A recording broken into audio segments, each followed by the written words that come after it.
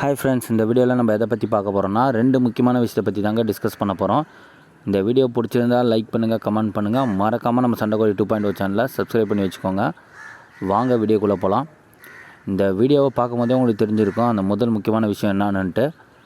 பார்த்திங்கன்னா ஒரு 2 நாள் முன்னாடி, அதாவது முந்தா நேற்று பார்த்திங்கன்னா நம்ம ஊர் பாண்டிச்சேரியில் இடி காற்றோட செம மழைங்க. அந்த மழையில் பார்த்திங்கன்னா நம்ம கோழிக்கூண்டுலாம் ரொம்ப சொதன்னு நனைஞ்சு போச்சு. ஸோ அது எல்லாத்தையும் க்ளீன் பண்ணிடலாம் அப்படின்னு சொல்லிட்டு தான் இன்றைக்கி நம்ம டாஸ்க்காக அதை எடுத்து இன்றைக்கி பண்ணியிருந்தோம். க்ளீன் பண்ணது பார்த்திங்கன்னா எங்கள் அப்பா தான். ஏன்னா எல்லாமே வந்து ஃபுல் அண்ட் ஃபுல் எங்கள் அப்பா தான் பார்த்துப்பார். கூட நான் ஹெல்ப் பண்ணிகிட்டு இருந்தேன். ஏன் க்ளீன் பண்ணணும்னு பார்த்திங்கன்னா, இந்த சொதன்னு இருந்து கோழி நின்னா கோழிக்கு வந்து நோய் வர அதிகமாக வாய்ப்பு இருக்குது. ஸோ இடத்த வந்து ஃபுல்லாக க்ளீனாக வச்சுக்கிறது ஒரு முக்கியமான விஷயம். அதுக்கடுத்து பார்த்திங்கன்னா ரெண்டாவது முக்கியமான விஷயம் என்னென்னு பார்த்திங்கன்னா, சப்ஸ்கிரைபர் ஒருத்தர் வந்து கமெண்டில் கேட்டிருந்தார், என்ன ப்ரோ வீடியோவே போடல, நெக்ஸ்ட் வீடியோவுக்கு வெயிட் பண்ணின்னு இருக்கேன் அப்படின்ற மாரி போட்டிருந்தார். நான் அவருக்கு வந்து கமெண்டில் ரிப்ளை பண்ணியிருந்தேன். இந்த மாதிரி என்னோடய ஃபேவரட்டான ஒரு பெட்டை இறந்துடுச்சு ப்ரோ, எனக்கு ஒரு மாதிரி கஷ்டமாக இருக்குது அப்படின்னு சொல்லியிருந்தேன். அவர் வந்து வருத்தப்படாதீங்க ப்ரோ அப்படின்னு சொல்லியிருந்தார். நம்ம சப்ஸ்கிரைபர் நமக்கு சப்போர்ட் பண்ணுறது எனக்கு ரொம்ப சந்தோஷமாக இருந்துச்சு. ஆனாலும் போன பொருள் திருப்பி வராதில்ல. சப்ஸ்கிரைபர் பேர் பார்த்திங்கன்னா ரூபன் நினைக்கிறேன். Thanks for your compliment bro. கொஞ்சம் ஆறுதலாக இருந்துச்சு அவர் சொல்லும் போது. எப்படி இறந்துச்சு அப்படின்னு பார்த்திங்கன்னா, நம்ம வந்து ஆல்ரெடி சொல்லியிருந்தோம், கோழிக்கூண்டில் இருக்கும்போது மூஞ்சிலியா பெருசிலியான்னு தெரில, நமக்கு கூண்டில் வந்து லைட்டாக கேப் இருந்த இதில் தலையை விட்டு கடிச்சிட்ருக்கு. அதாவது கோழியோட ஆசன வாயில் கடித்து காயமாக இருந்ததுன்னு சொல்லிட்டு நான் ஆல்ரெடி இந்த வீடியோலேயே போட்டிருப்பேன். அந்த காயம் வந்து சரியாயிட்டு கொஞ்சம் கொஞ்சமாக சரியாயிட்டு வந்துருந்தது. நல்லா தான் இருந்துச்சு. திடீர்னு ஒரு நாள் பார்த்திங்கன்னா, சேவல் மதித்து முட்டையிற ஸ்டேஜில் என்ன ஆயிடுச்சுன்னா, அந்த முட்டை வரும்போது அந்த ஆசன வாயில் வந்து மொத்தமாக வெளியே வந்து தொங்கின மாரி வெளியே வந்து போச்சு. நம்ம அதாவது அந்த ஆசன வாயு வழியாக வரும்போது அந்த குடலோடு வந்து வெளியே வந்த மாரி இருந்தது.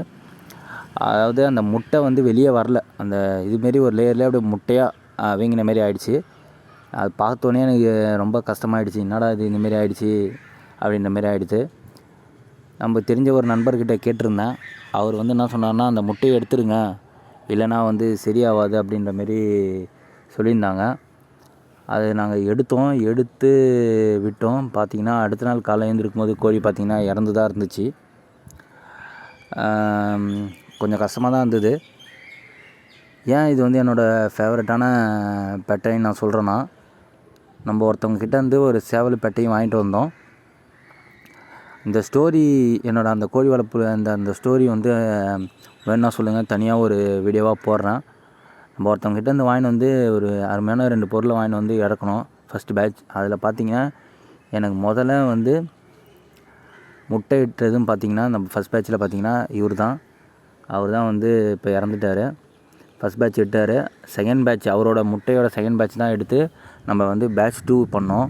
அதாவது நம்ம ஜாவா பெட்டைக்கும் யாக்குத்து சேவலுக்கு வந்து கதர் குத்து சேவல் ஒன்று வாங்கிட்டு வந்து நண்பர்கிட்ட வாங்கிட்டு வந்து தான் பேட்ச் 2 வந்து இறக்கணும். அதோட பிள்ளைங்க தான் பார்த்திங்கன்னா இப்போ ஒரு செகண்ட் பேட்ச் பார்த்திங்கன்னா அந்த 2 சேவலும் 3 பெட்டையும் இருக்குது. இவ்வளோ ஃபேவரட்டான பெட்டை. அதுக்கப்புறம் பார்த்திங்கன்னா பேட்ச் 2 பேட்ச் 3 பார்த்திங்கன்னா அந்த கோழியை தான் நான் அவையும் வச்சுருந்தேன். ஏன்னா என்னால் கூட கிட்டேயே போக முடியாது. ஏன்னா யார் போனாலும் பார்த்திங்கன்னா எகிரி கொத்தும். வேறு எதுவுமே நம்ம கோழி குஞ்சை தூக்காமல் பார்த்துக்குச்சுங்க.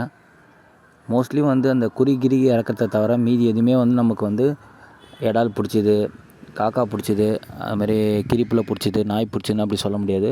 அவ்வளோ அருமையாக பார்த்துக்குச்சு. நம்ம போகணுன்னு இருந்திருக்கு அந்த பொருள், அருமையான பொருள். நம்மளால் ஒன்றும் பண்ண முடியாது. நினைக்கும் போது கஷ்டமாக தான் இருந்தாலும் நம்ம மூவ் ஆன் ஆகி தான் ஆகணும்.